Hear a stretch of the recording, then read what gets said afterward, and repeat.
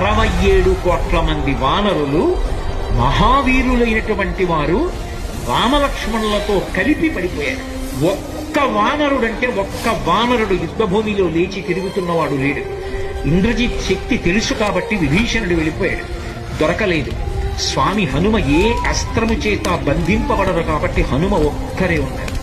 అందరిలో పెద్దవాడు, బ్రహ్మ యొక్క అంశలో వచ్చినవాడు జాంబవంతుడు నేల మీద పడిపోయి ఉన్నాడు. విభీషణుడు కాగడా పట్టుకుని అడిగాడు, తాతా కుశలమేనా అని అడిగాడు. వానరులలో శ్రేష్ఠుడైన హనుమ బ్రతికి ఉన్నారా అని అడిగాడు జాంబవంతుడు. విభీషణుడు అన్నాడు, తాత నువ్వు అడగవలసినది రామలక్ష్మణులు కుశలముగా ఉన్నారా అని అడగాలి. హనుమ కుశలముగా ఉన్నారా అని అడిగారేం తాత అని అడిగారు. మొత్తం వానరులు రామలక్ష్మణులతో కలిసి పడిపోయినా కూడా నష్టం లేదు. హనుమ ఒక్కరు బ్రతికి ఉంటే మళ్ళీ అందరూ బ్రతుకుతారు. అందరూ బ్రతికి ఉన్నా హనుమ ఒక్కరు పడిపోతే బ్రతికి ఉన్న వీళ్ళందరూ పడిపోతారు. అందుకే నేను హనుమ బ్రతికి ఉన్నారా అని అడుగుతున్నాను.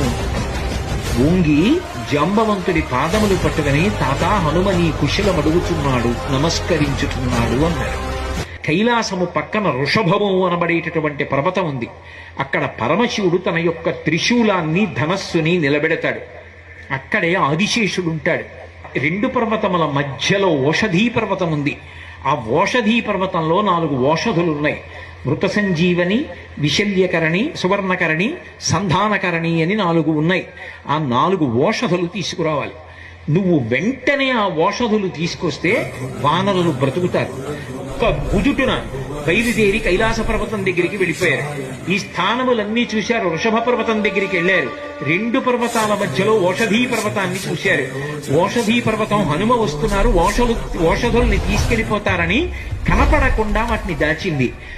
నా స్వామి అయినటువంటి రామచంద్రమూర్తి కార్యానికి పనికి రాకుండా ఓషధుల్ని దాస్తావానని ఆ సంజీవని పర్వతాన్నంతటినీ పెళ్లగించి చేత్తో పట్టుకుని ఆకాశ మార్గంలో కించిత్ శ్రమ పడకుండా కాంచనలంక ఉన్నటువంటి దక్షిణ తీరానికి చేరి యుద్ధభూమిలో దింపారు.